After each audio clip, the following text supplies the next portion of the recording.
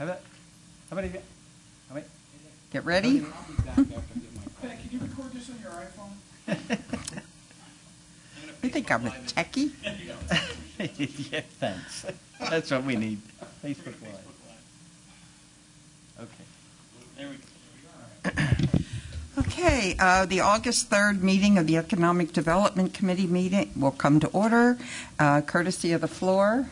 Anyone who wishes to speak? Yes, Okay. we have a couple of folks from the Wesley Church. Oh, If you'd like to come up and go ahead and make your presentation. hey, they're not, okay, courtesy of the floor. Speak into the mic. Thank you. Good afternoon. Thanks for hearing us just for a minute. Really appreciate the time. I'm Pastor Andrew Kirpata, the pastor at Wesley United Methodist Church on Center Street in Bethlehem. And with me is Sue Kievner, the co-chair of the Backpack Committee at our church. And we're here to, first of all, to offer our thanks for your consideration of part of the grant money for the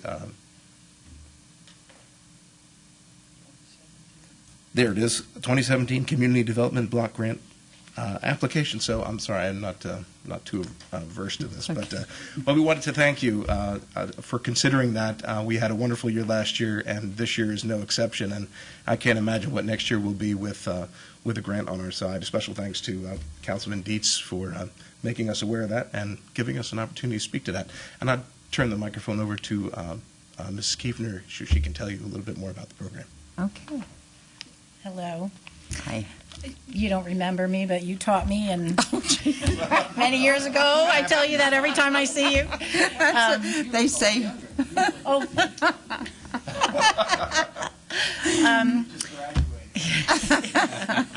So we started the We Got Your Back backpack program 5 years ago, and it was a dream of the pastor, the previous pastor, that there was a church up in the Poconos that had done something like this, and they provided backpacks and served some needs of children in need in their community.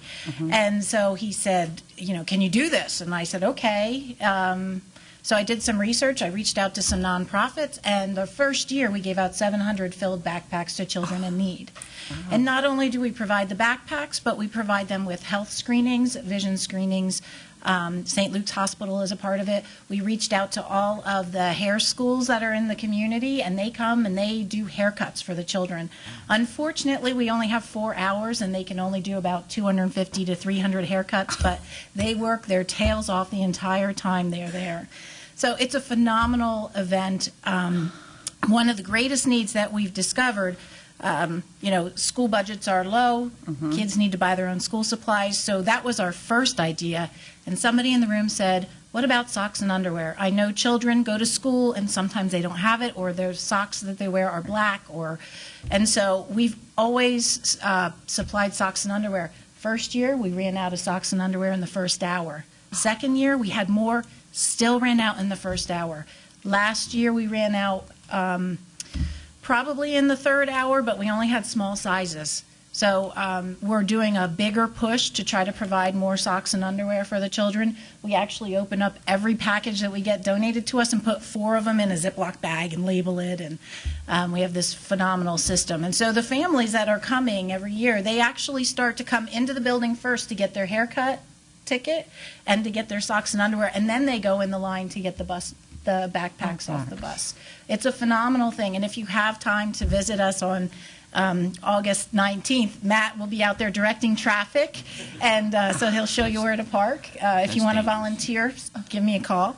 But the idea that you would consider giving us money to reach more children in the Lehigh Valley really touches my heart, because that is the whole thing. We want children to know they are loved, valued, and important. And just giving them the dignity of a backpack filled with school supplies so that they don't look like the odd child, and to give them clean socks and underwear, we love it. And so we really hope that you seriously consider this opportunity for us to be able to expand further in the Lehigh Valley. We do see a lot of kids from all over, and we would like to be more focused to more of the children in need right here. I went to Penargil and Nazareth, so I know about the Slate Belt poverty area, and I have some family in Northampton, so I know there's a great need here. So thank you for your time. Do you have any Thank you. questions? Very for your good, well service. presented, very I- good presentation. There are other groups that are familiar with, I know Matt's also been a part of, we work on the Miracle League. Yes. We do things for the children there and their families, but also the kids, Boys and Girl Club of Easton does the backpack programs. And I think it's great that you're spread the word, because it's a small amount of money for a great deal of satisfaction for children. So Absolutely. Thank you. Yeah. Do you have your contact information?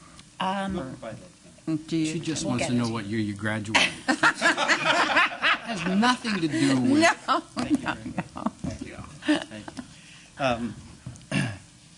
No. In addition to that, the CDBG program in the past has funded backpack programs with the Second Harvest Food Bank. Great programs. If it's appropriate, Madam Chair, we'll move to the next item. Okay. Presentation by Nazareth Borough, Stephanie Verone.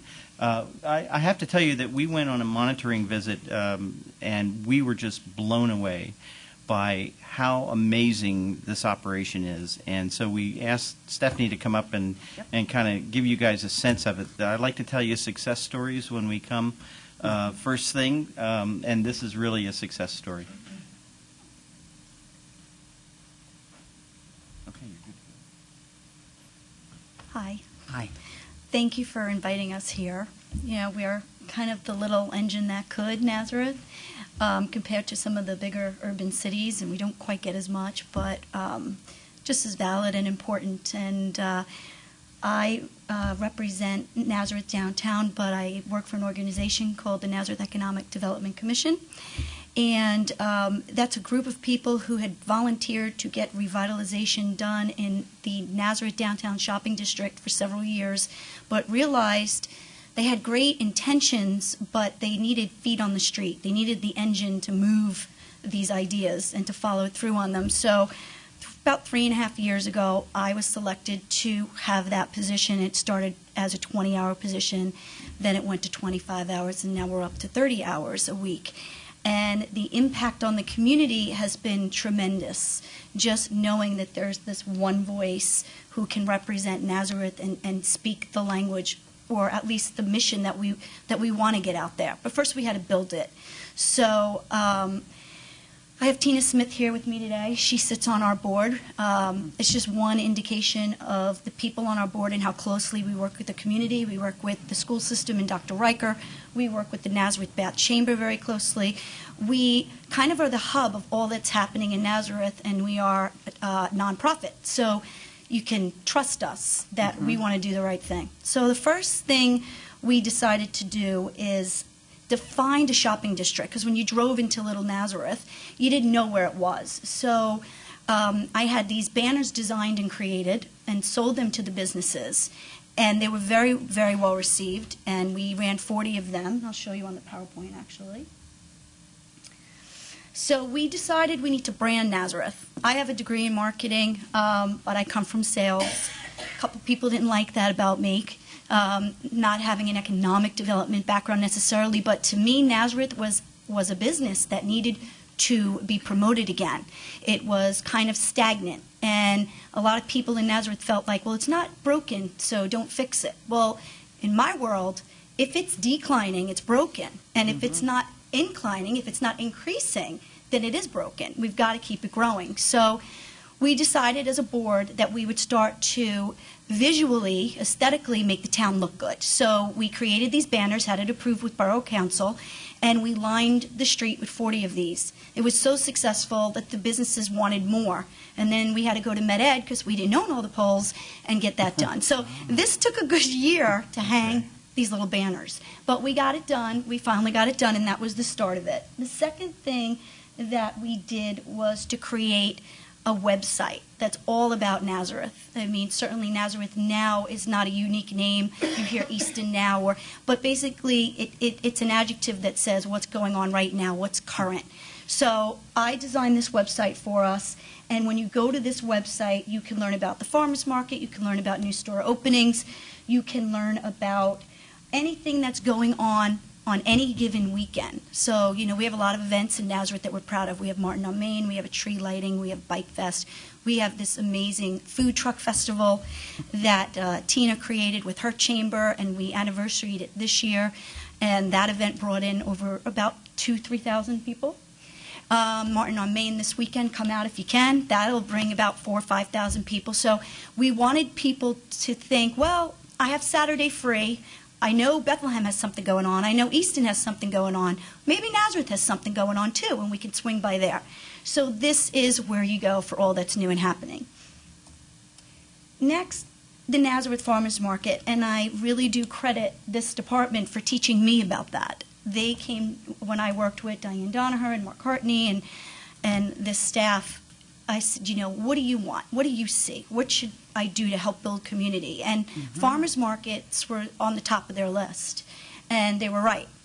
They've grown quite a bit. But when I took over the Nazareth Farmers Market, we had 6 vendors, and none of them were under contract. So they showed up if they wanted to, they didn't if they didn't. Well, we turned it into a business. You had to have insurance, of course, and make sure that we're legal. But now we have 27 vendors. Everyone's under contract. They come every week. And now people are traveling when they don't.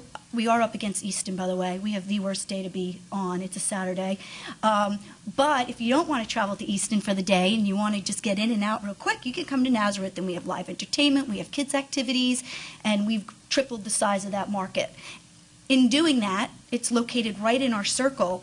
We then thought, let's move it down to Main Street so that the businesses on Main Street can flourish from it. So that is the #1 retail day now on Main Street. And a lot of the store owners are asking, can we do this year-round? Or, can we do this more than once a week? So right now the answer to that's no. Farmers markets in the Lehigh Valley, and I'm sure I'm not telling you anything you don't know, have grown 400% just this year, just in the Lehigh Valley. And where I used to only be up against Easton on a Saturday, I'm now up against 3 other farmers markets. And there's like a market every day of the week. And Aldi and Wegmans, everybody's onto the fresh food wagon. However, we still run a very strong market by really gearing it to the community and doing events. We can flourish and keep that going. So it's been very positive for us. The next thing was to build partnerships. And we couldn't build partnerships until we knew who we were and where we were going and what we were. So by, having a shopping district defined, having a farmer's market, having a website, having events running right, we were able then to start to reach out to the county and say, well, at least I did, and I was like, why am I not getting money? Because I know Kim Kometz and I know Megan McBride, and they're great at their jobs, and they're getting it. What am I doing wrong? So we built these partnerships and worked very closely so that we could become eligible for these grants. And in 2015, we received a $30,000 facade grant, and 2016, $20,000, and we just put in for this year for another $20,000 that we're hoping to get. But I'll tell you why, because here's our results from these grants that you have given us. The 2016 results are on the left, and then on the right is what we hope to do for 2017. They haven't been in yet. They're in action right now as we speak. The projects are underway, and everyone's signed their reimbursement agreements. But we calculated it, and the $50,000 that we received, the $30,000 from the first year and the $20,000 from the second year, have resulted or will result by the end of this year in $140,000 worth of facade improvements in our little town. It's a big deal. If you know Nazareth, it's not that big. So if we can put that kind of money into our facades, people are looking at it going, something's new here. It looks better here. So it's really, really helped. And our business owners have a tough time. We do not have foot traffic. So they have to try to get people to come to us. So by making it look better and fixing up their businesses with the very little amount of money that they have has really been the impetus for them to go, okay, I'll get that new sign. Okay, I'll finally paint again after 20 years of being here. So we can't thank you enough for that. So after getting that done and starting to look a little bit better, we started recruiting. We had a lot of empty businesses. available on Main Street, particularly Main Street, Center Street, Broad Street. And we kind of looked like we were in a very quick decline. At one point, we had 10 openings in January on our Main Street. By September of that year, we had 8 of those 10 filled. That's a really big deal. But we really did have to take an active role in going out and recruiting them ourselves. We have realtors, we have people out there, but they're small businesses. So a realtor might not necessarily care to fill a lease, for that. And not a lot of the buildings were for sale. So I decided to recruit. So I've recruited 8 businesses myself in the past 3 years. The first was, we took a survey from the town and said, what do you want? What do you want in the town? If we went and recruited, what do you want? We got a gazillion different answers, but a quilt shop, it was crazy what we got.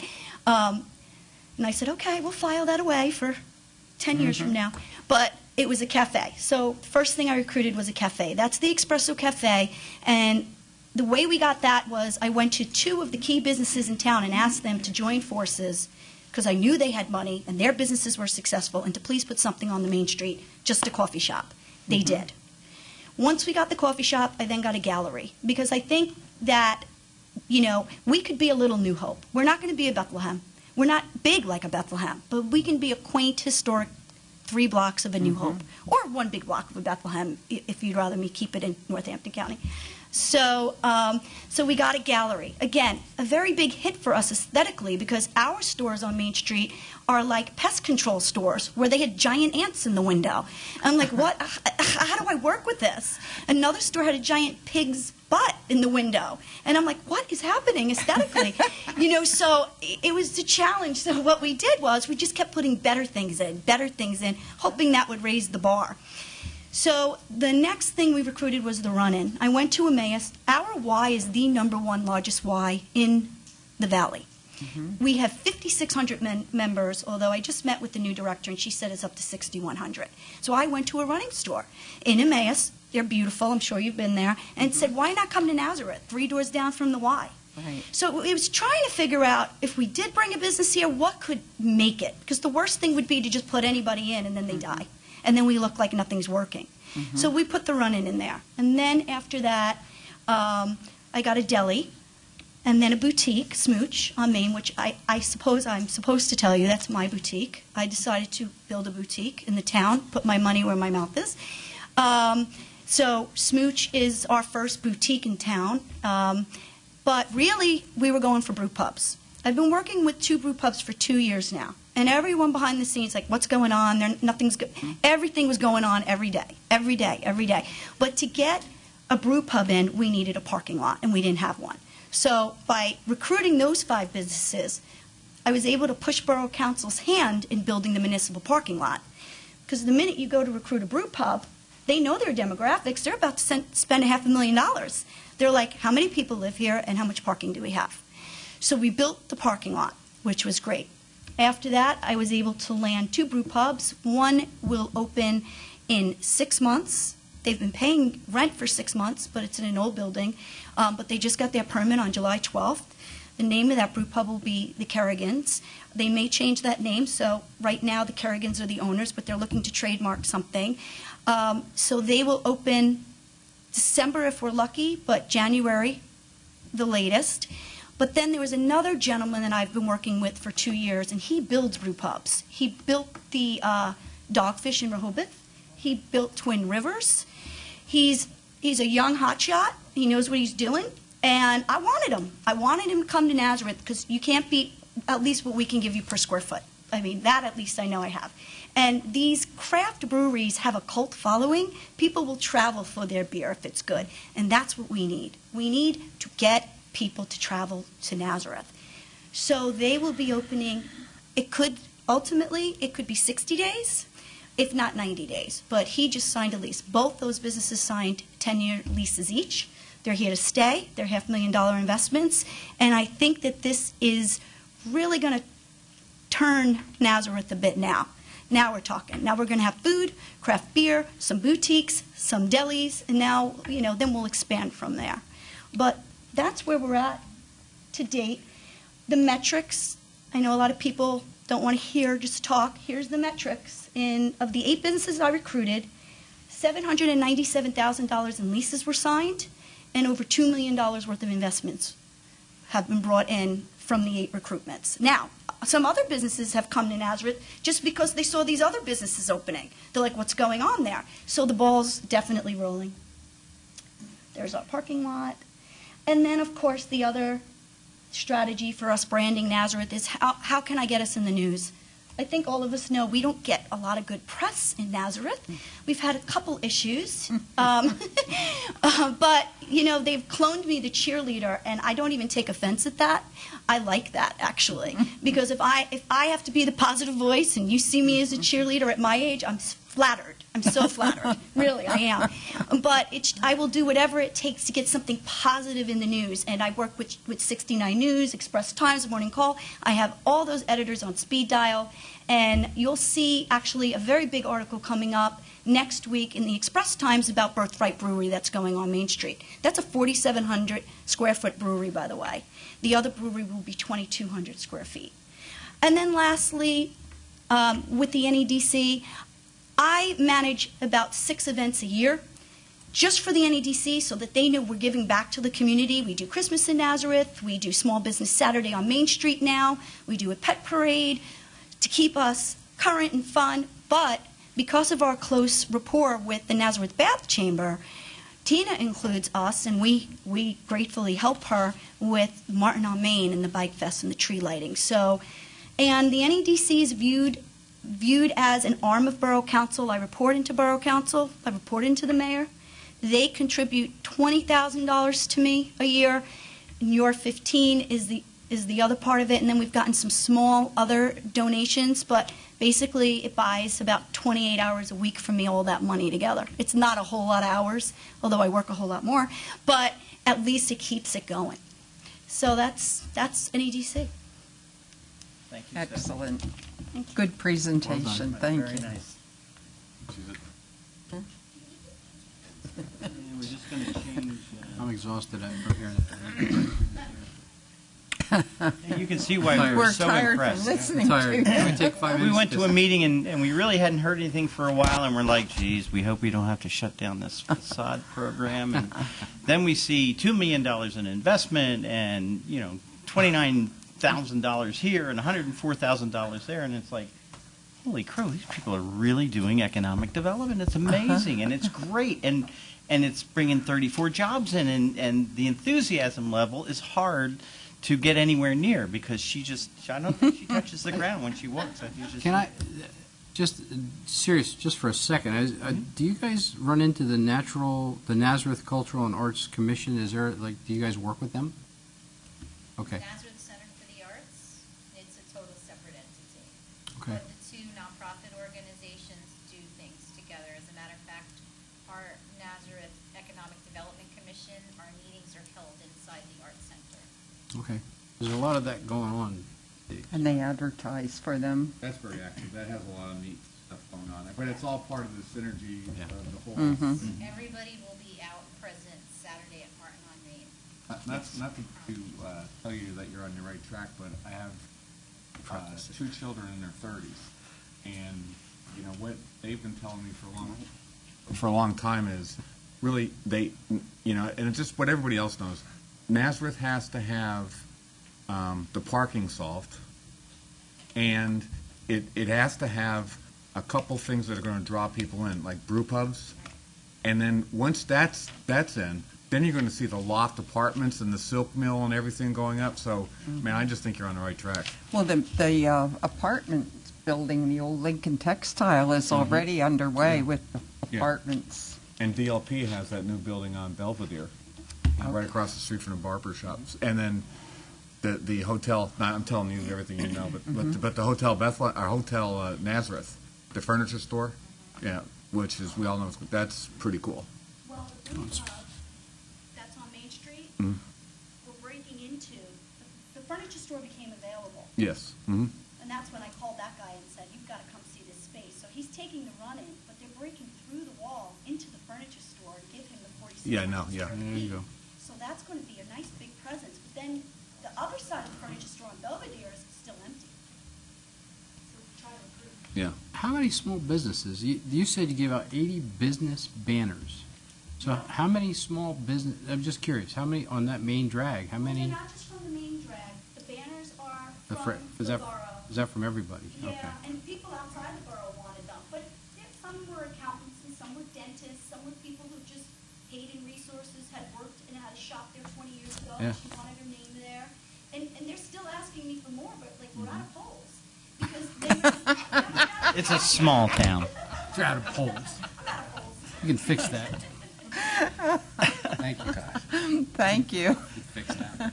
Out of polls. Thank you, Stephanie. As you can tell, we were just so impressed with the numbers, and then the enthusiasm, and then the passion, and then the actual activities, and it's hard not to get excited about empowering communities within the county when you see this kind of response to even small grants like facade grants. So I'm going to have Mark introduce the LERTA. Good evening, everybody. Tonight we have a presentation from Allison Lair regarding the Bethlehem Local Economic Revitalization Tax Assistance Program, otherwise known as LERTA. We've talked about this generally a couple months ago, and so she's giving you an informational presentation tonight. The way the process works, we like to get all three taxing bodies to participate in these types of programs. So the City of Bethlehem has passed an ordinance adopting this. The Bethlehem Area School District has passed an ordinance adopting this. That's my understanding. And what we would ask tonight, this is just information. I believe we've distributed the draft ordinance to you, and as long as we get a favorable feedback tonight, next month we'll come back and formally introduce the ordinance for your consideration. And their timing, we're trying to get this all in place so that this LERTA district could begin October 1st. Okay, so with that, I'll introduce Allison. That is a tough act to follow. I have to say, this is not nearly as exciting. Oh, well, as Mark said, I'm Allison Lair. I'm the Housing and Community Development Planner for the City of Bethlehem in the Office of Economic and Community Development. We have been living the LERTA for the past year, and Bethlehem has passed it in April. The school district passed it a little bit after, I believe at the end of May, and now we're coming to Northampton County to ask for your passage and consideration. So, I'm not going to get into the weeds because I think that everybody pretty much knows how a LERTA works. There's a little bit of a twist on this one. A traditional LERTA usually applies to commercial, industrial, and business properties. And then there's an Act 42, it's called Act 42, which applies to residential properties. The City of Bethlehem has traditionally done just the straight commercial, industrial, business properties, with the exception of a slight portion on the south side. This LERTA is mostly Act 42, which is residential, with a little piece of industrial, commercial, and business properties. And I'll show you that on a map in a second. So we took a look at this LERTA area, which is right outside the heart of our business district downtown on the north side. And we're looking at some of the statutory requirements for having a deteriorated area. And unfortunately, this district is kind of encompassing a few of these. There's a couple of overcrowded buildings. It's a very densely populated area within that downtown, a lot of row houses, a lot of very, very old homes, vacant and unsightly lots. There is a really high number, which shocked us, of tax sales and foreclosures. I'll show you that on the map in a couple of minutes. That was very surprising to us because it doesn't seem like the neighborhood is necessarily in huge distress, but it was very telling to us when we collected some data. There's no defective layout or arrangement. It's a traditional grid style. People can get around just fine. But there are some economically and socially undesirable uses, which is an underutilized property, vacant properties, especially mixed use and business properties. So this is where we are right now. The City of Bethlehem adopted a flat 10% abatement, which is a little different than what we're asking of the school district and of the county. And that is because the mayor and city council have decided that they're going to actually infuse this district with general fund dollars to try to revitalize the area in terms of streetscape improvements, beautification projects, some partnerships with the school district and Moravian College. And then Bethlehem has agreed to do a flat 50% abatement, which we're asking the county to also adopt. So let me talk a little bit about this district. It's called Bethlehem Northside 2027. It's the 10-year statutory LERTA period. So we have committed a multi-year funding commitment for programs, manpower from the city, the school district, Moravian College, and other organizations to try to revitalize this area. And our concern with this area is that it's not the most depressed in Bethlehem, but it's not the most affluent either. And we're seeing indicators of blight and of underutilized and vacant properties and of some poverty that we feel it can go either way. And we think that we need to take some sort of intervention in order to not have this turn into a problem neighborhood. So here are the committee members who we've gotten on board so far. This is just more for your information. Our Bethlehem representative on Northampton County Council has also agreed to be on it, which is a good thing. So we have people from Moravian College, the school district, we have state senators, people from the city, the president of Moravian College, a couple of business owners, the housing authority, people who can pretty much read what is going on in the neighborhood and try to make some impactful changes. So here's the district, and it's not the clearest, but it's at the Monocacy Creek line on the west, Laurel Street, which abuts Liberty High School to the north, Maple Street to the east, which has Thomas Jefferson Elementary School, and Broad Street to the south. So it encompasses Broad Street and Linden Street, which are two of our main commercial corridors, and I'll show you some surprising things about those in a second. And we decided to look at this area because we have city incentives, but they're geared towards owner-occupied properties. We have a very, very robust and successful housing rehabilitation program that our department oversees, but it has to be owner-occupied.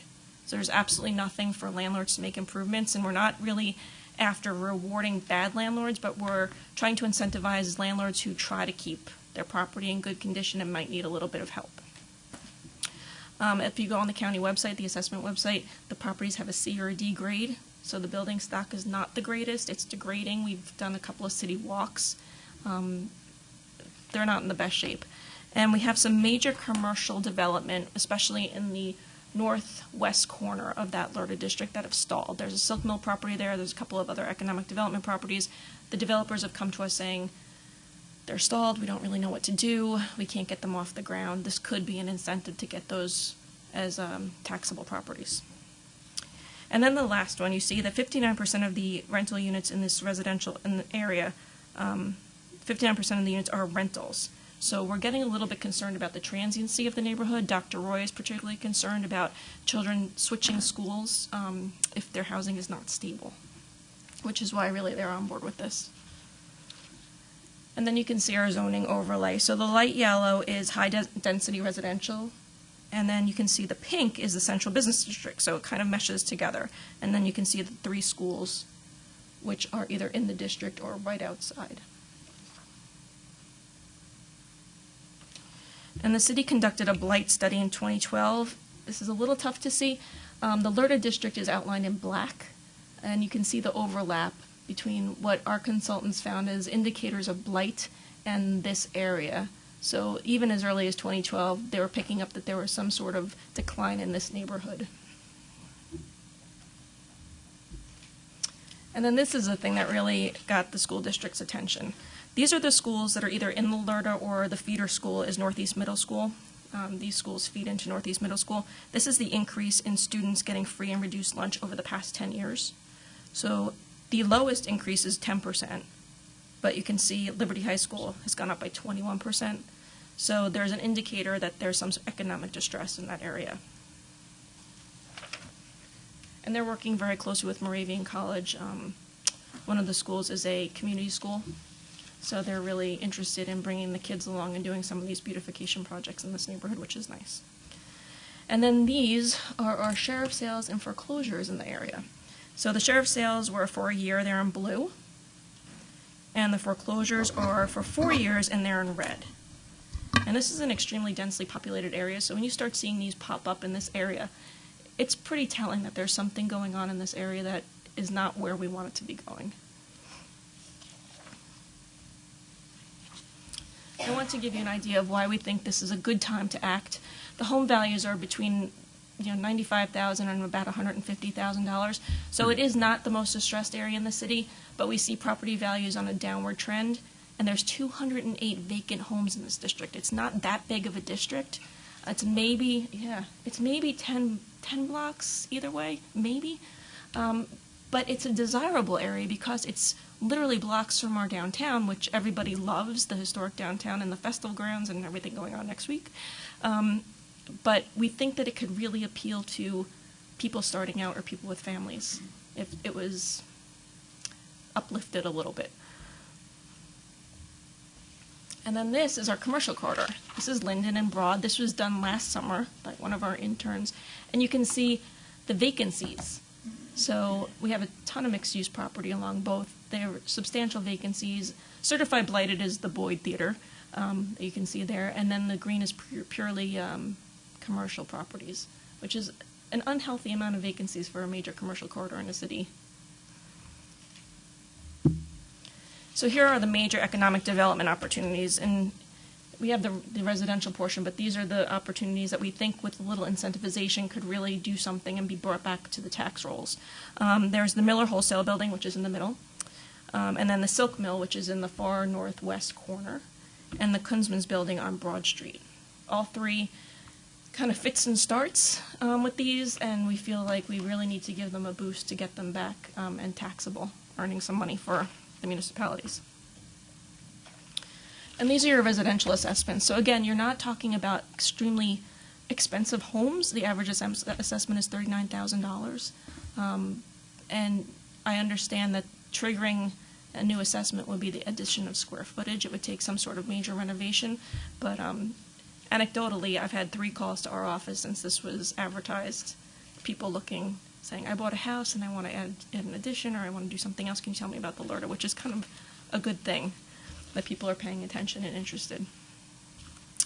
And these are the commercial assessed values. So you can see Miller Wholesale, which is a huge building. Right now it's assessed at $78,000, which is nowhere near what it could be. And obviously the Boyd and that property. So we're all about layering our incentives. We want people to take advantage of as many incentives as they can in order to make a great project happen.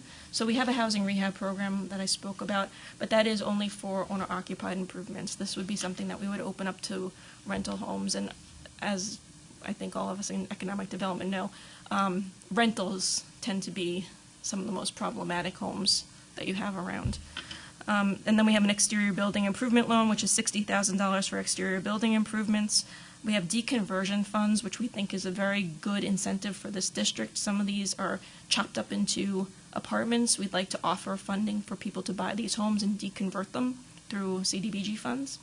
And then we have some facade funds for facade improvements from the old North by Northwest program many years ago.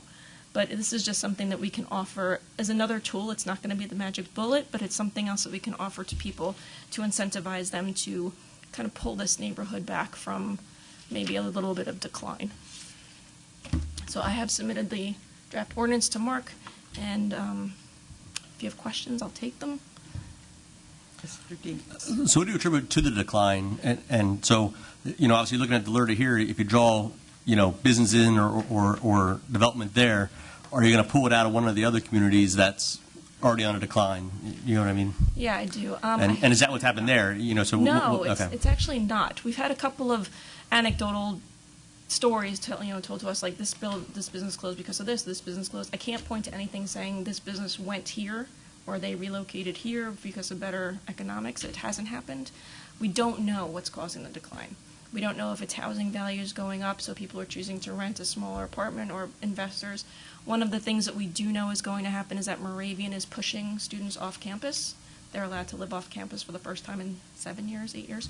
And we see investors coming in and buying almost whole blocks of property now. So we're a little concerned that we're going to have a lot of student housing that's not kept well, and we don't want that to happen.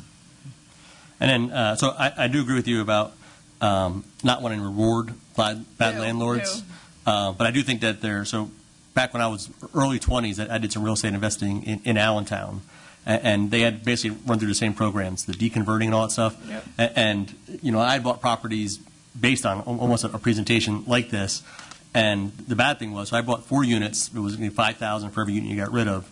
But so when I started the program, then it was, well, we're not going to do it until you bring all those 4 units up to code before you demolish. So you're going to knock it down, and so you had to invest $20,000 to get them to approve the code to bring it down, and it just wasn't financially feasible. Yeah. Whereas I looked at it as part of the investment of picking them up was, there's $15,000 to get rid of 3 of the 4 units, and the facade and fix that up, and the loopholes were so cumbersome that it was. Yeah, I think we're very friendly towards people wanting to move into these communities. We see the promise and the potential of turning these back into these 2 schools, and then obviously Liberty High School, of having a strong, rich community, and we're really committed to doing that, especially with the school district on board. Yeah, so, okay, thanks. It's a great neighborhood for families. It really yeah, especially, is. If you do deconvert them, it helps the parking, it helps the traffic, and everything Exactly. else. So, thanks. Exactly. Mr. Phillips? Yeah. The brownfield, Yes. LERTA, south side. Yes. Refresh me on that. Where are we staying with that? I hope I didn't miss something, but You did not. Doesn't that need to be approved? It does. It ends at the end of At the same time, 2017. Yeah. Right, concurrently, so we're, Yeah. so I'm saying this like, I hope I didn't miss something. No, I know. It gets confusing for us. I was watching that, I was thinking I was expecting to see something from that. Yeah. Because I know you Yeah. want to expand that, too. It is Asher, and from our office will be coming to you soon, I would think. Not my LERTA. Not your Not my LERTA. LERTA. I think that ends December 31st of this coming year. Yeah. I was keeping my eyes out on that, too. And that's been the one that spurred all that I industrial. think what would be interesting would be to see what percentage of, and maybe it's not that interesting, it'd be interesting to me at any rate, I'm a nerd. What percentage of the land mass of the city of Bethlehem will be under a LERTA? And I'll be honest with you, I'm afraid that you're going to come back in 2 years and you're going to say, well, we didn't go far north enough, we got to go up to Dewberry, and then all of a sudden we'll have Bethlehem Yeah, it'll City be one giant LERTA. will be a LERTA. And, Yeah. I'm not in favor of that, so I have my doubts. This has taken over a year for us. One of the things that you thought was going to and I thought it was going to be a no problem, we'll put this district together. It's changed and morphed about 4 times because we've run the data hasn't supported going further north, further west, further east. So we've actually said we need to tailor this to a place where it's actually going to make a difference. We don't want to invest time and resources and people and legislation in something that's really a futile effort. Okay. We have to get through the next items, too, because they're on the agenda. Oh, Bob? Okay. Thanks. Gotcha. Allison, Yes. you said that there was progress and then it stalled out. Yeah. What caused the stalling out of the I don't progress? know. I think that with any large-scale development, you get people in there who think that they're going to do something. I'm not the Silk Mill or anything of that nature, but obviously Miller Wholesale had a problem with the parking lot in the back. There was some sort of adverse possession problem. Yeah. That they're a little embroiled in, so nobody wanted to really touch that building for a while. The Kunzman's building, I think, has been one of those buildings that you see flip every 18 months or so.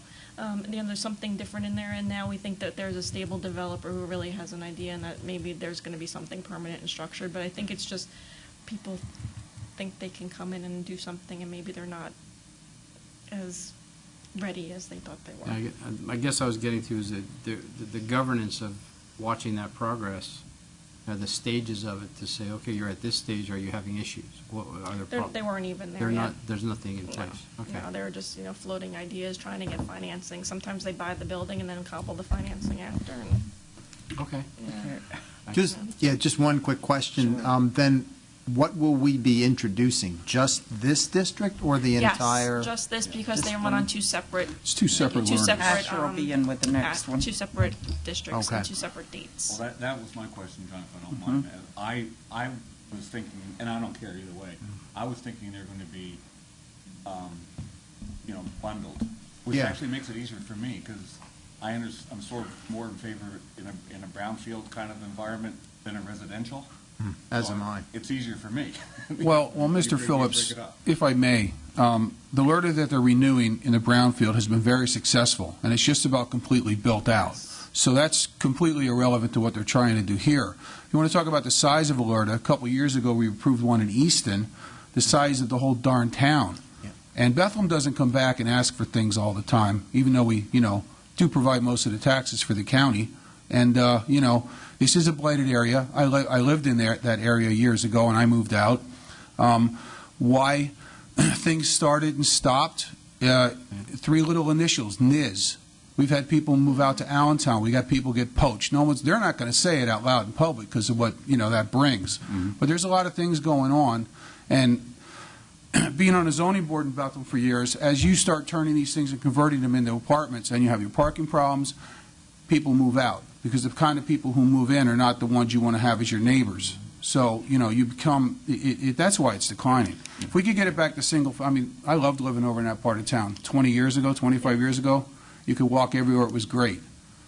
Now I wouldn't move there, right now. Yeah, it's a shame because it really is in the perfect location. You're in the everywhere. You city. can walk to Yeah. everywhere. It's really nice. Now you can't park your car, but if Moravian decides to turn it into a bunch of student housing and those people get a hold of it, I'd rather see it back to what it was because I had friends who sold homes over there to split it up. They split it up. They're slicing and dicing them, and so. we really want to see families back in there. And Dr. Roy is really concerned with seeing those. The those school district approved it. The city approved it. Our skin in the game is very, very minimal for the amount of taxes we get here and the way they're structuring it. It's really, and they're 2 separate issues.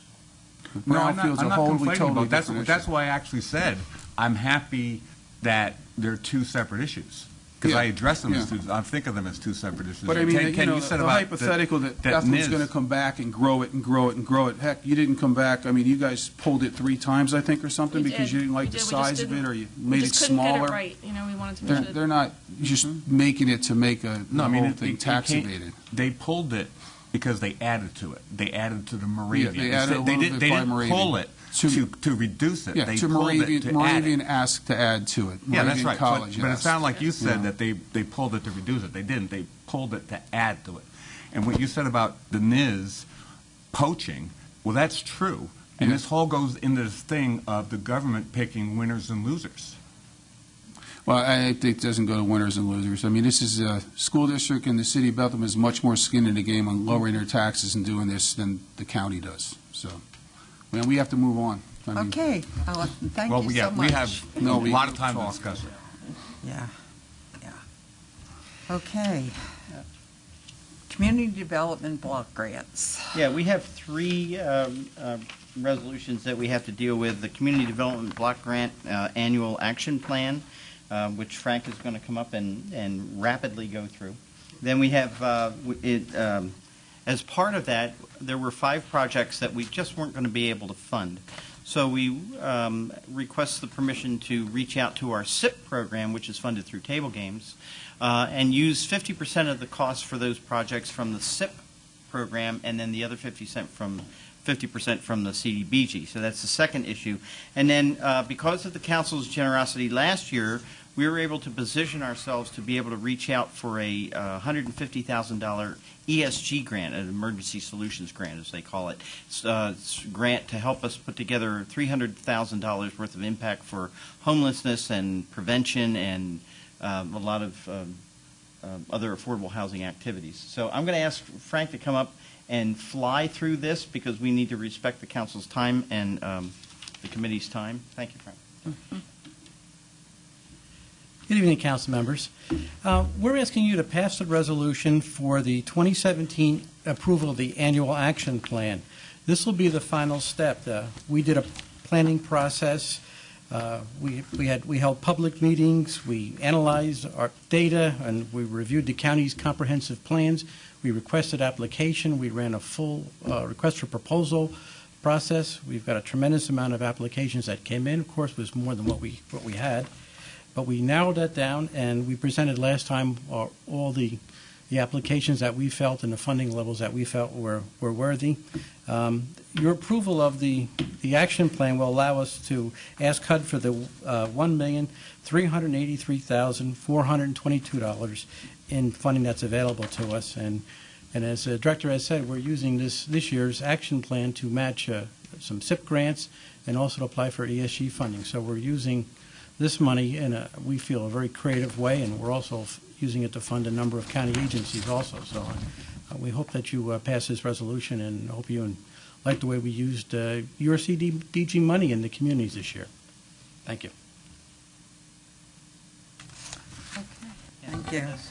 The next one was for the Community Investment Partnership Program. That's just requesting permission to move forward with that and make those applications into that program. We've set everything up, and we've balanced out so that we can run all 5 projects, 4 municipalities and 1 senior center, and fund those projects if we're permitted to do it in this process. Those projects would not go forth otherwise. We just don't have enough money in CDBG. Our allocation of $1.3 million was just not enough for the over $2 million in requests for this year. And then finally, filing for the emergency shelter grant, we just need your approval to move that forward to council, and hopefully council will approve that this evening, and we'll be able to move forward and get that. We're expecting, has the RFP come out? Hopefully any day now it'll be out. The RFP will be out, and that's our show for this evening. Does anyone have questions about any of these 3 resolutions? For the grant, the block grant? community block grant. Yes. I'm looking at the executive summary, and help me understand something here. I understand the ADA, but I'm having a hard time differentiate when road improvements and road rehabilitation and stormwater, why they would fall in. And the reason I'm asking that is about 80% of this is for, it looks like, road improvements or stormwater improvement. In other words, the 150 for the Bath Borough, the 127 for Northampton Borough, the 178 for Rosetto, the 200,000 for the Alpha Road stormwater project, and the Wilson 389 for street rehab. Do you see what my question is? Right. I'm having a hard time reconciling that. We have caps on each of the programs, and the CDBG program permits improvements in the municipalities for safety and for returning funds back from the taxpayers to help in the environment. It helps economically. It also helps build the community. So I'm not sure what our cap is for that, but we have annually quite a large allocation that's dedicated to construction projects and capital projects. Mm-hmm. This year, our focus has been largely on ADA. Americans with Disabilities Act requires a lot of improvements that many municipalities can't do on their own. We've also directed a lot of that money toward the county, where improvements are only partially done and we need additions to them. So, Mark, you want to add to that? And Hayden, I think one of the things you need to keep in mind, back in 2007, the county transitioned to what's called an urban county. So before, each of these individual municipalities were allowed to apply for their own community development block grant dollars. And the way that worked, it comes from the feds to the state, and they would all apply to the state, including the county. Mm-hmm. And HUD said you could become a direct entitlement where you get your money directly from HUD, and presumably more money if you band together and say, we're all going to work off the same plan. Mm-hmm. And so we asked, back in 2007, the county asked every municipality, do you want to participate in this? All the municipalities except for Bethlehem and Easton decided to join in together. So these other, everybody except Bethlehem and Easton, they're not eligible to apply for CDBG dollars on their own. They have to be included as part of our plan. So I think that's why you're seeing these improvements included in the county's CDBG plan. Yeah, and I don't actually have a problem with us spending this federal dollars for these type of projects, but it did catch my eye because when I'm thinking of HUD, and I'm thinking of ADA, I'm thinking about home improvement, I'm thinking about mortgage,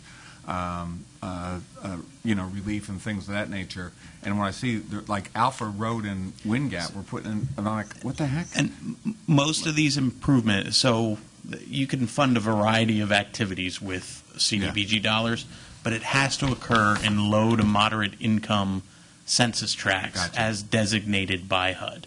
So HUD basically says these are the areas that if you're going to make a capital improvement to a road or a sewer, this is where it has to happen. Yeah, it's dictated to us where we can and can't do projects based on low to moderate income or based on area conditions where there may be a very high percentage of seniors or veterans or other restricted areas. Yeah. I mean, we need infrastructure, and if you're putting in roads, I'm not fighting it, but it just did catch my eye. Any other questions? Just want to point something out. We did have some hysteria earlier this year about Meals on Wheels, and there is $30,000 of CDBG money in this grant that is going towards that. So that hysteria we heard was misplaced at the federal level. And the evaluation teams that look at these look at whether or not the monies that have been spent in the past have been well spent. And Meals on Wheels in particular is a high impact recipient.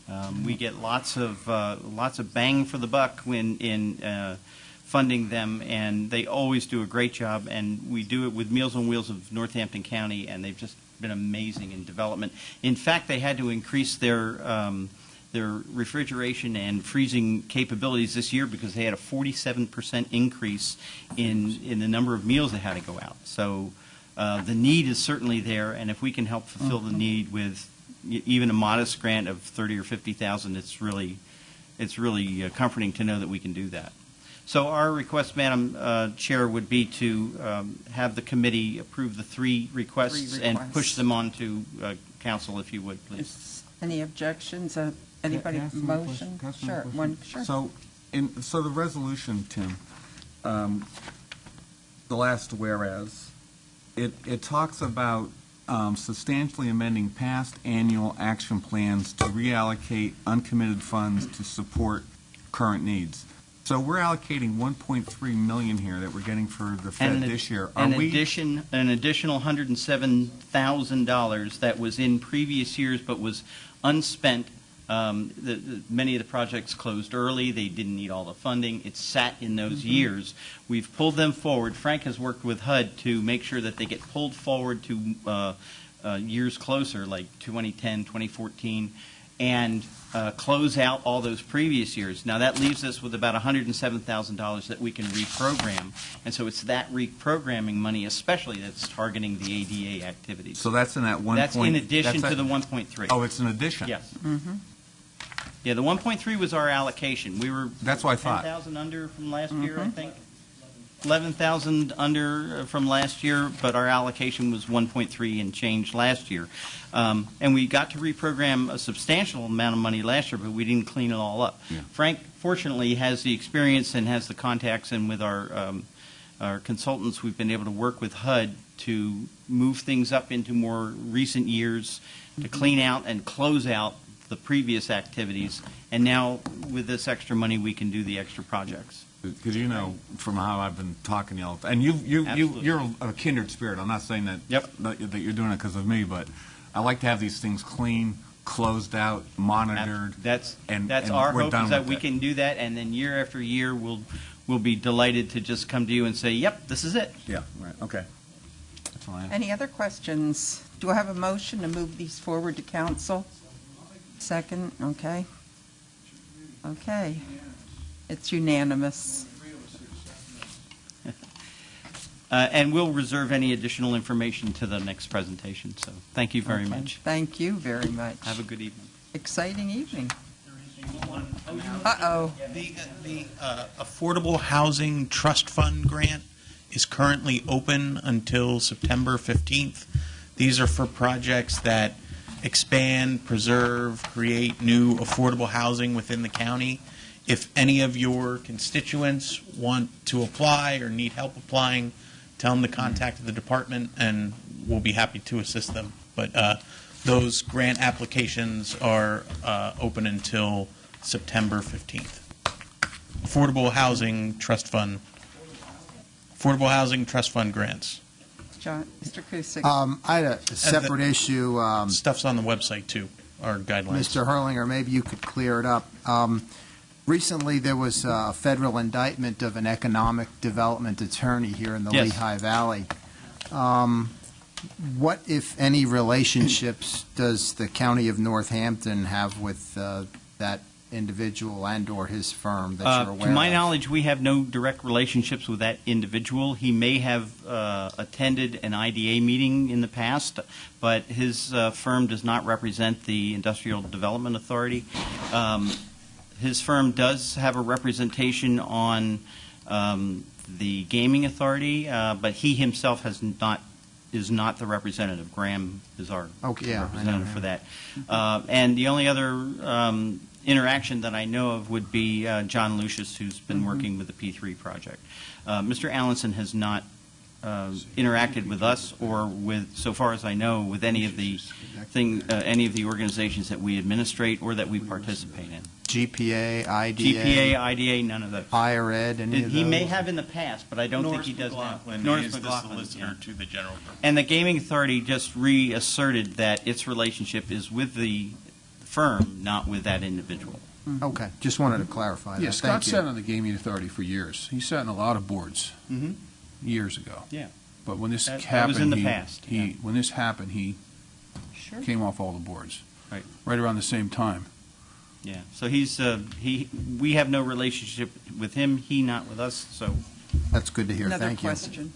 Yeah, for, speaking of gaming boards, last time we met, we didn't have a gaming meeting. Has there been one since? Yes, there has. And I sort of knew that. Can you tell us what transpired there and what they're going to do, talked about moving forward?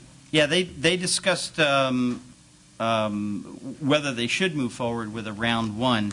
They have received $442,697.02 in the last distribution.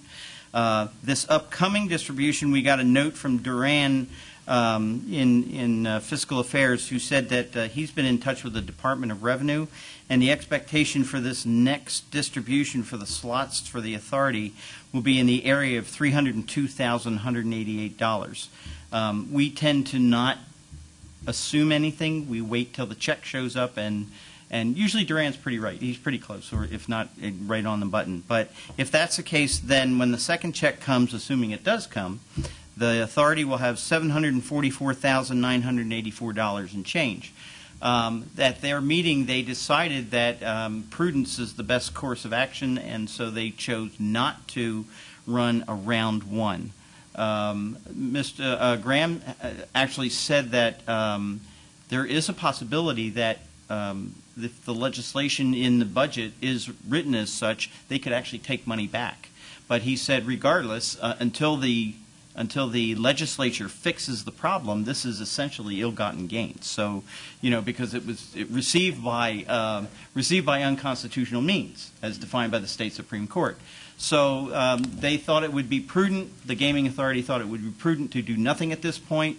They do have the funds from the first distribution. The next distribution should come any day. And at that time, I guess their next meeting will be October. At the October meeting, they'll make a determination based on what's happened with the state budget, based on what's happened on the solution for the problem that the Supreme Court identified, and based on what Harrisburg intends to do with the money. They'll determine at that time what to do with it. When you said ill-gotten gains, I'm not I apologize for the use of that phrase. No, it was used I'm not a little flippantly. That 400,000, let's say. Yes. What month was that for? That was the first. I think there's 4 distributions. That was the first quarter distribution. That'd be January, February, March of 17? Yeah. And then April, May, June will be the second. Will be right. The 302,188, if that's the number that actually comes so through. Just check my logic here. I might be wrong. That's why I'm talking and thinking out loud.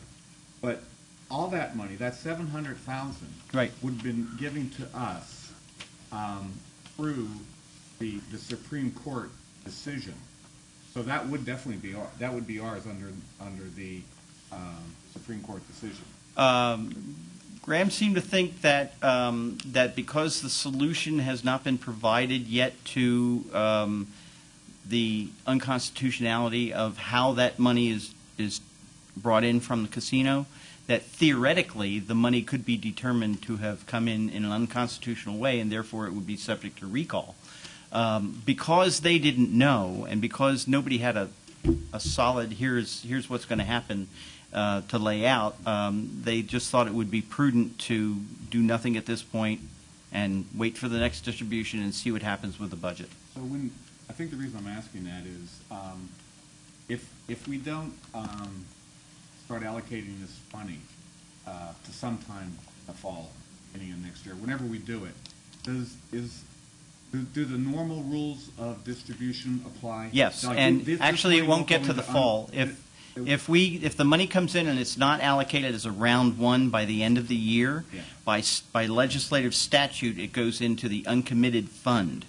Round one and round two are specifically targeted for the 5 contiguous municipalities around where the casino is located in Bethlehem. The uncommitted funds are dedicated for anyone in the county, with the normal restrictions. So it would be a different thing if they wait to the end of the year, because then all the money that's left over that has not been put out would go into uncommitted and theoretically be available to everyone in the county. If they do a round one, then they can do it with whatever numbers they choose to. And if it's entirely allocated, then that other circumstance won't take place. They could. They could, yeah. They could, yes. But they can't Right. go into the next year. Right, they can't. No, after 12/31, it all goes into Okay. the, That was what Yeah, I that's- was you're right. wondering about. Yep. But it seems like you got it covered. Madam Chair, that's all we have. Okay. Thank you. Thank you. Motion to adjourn.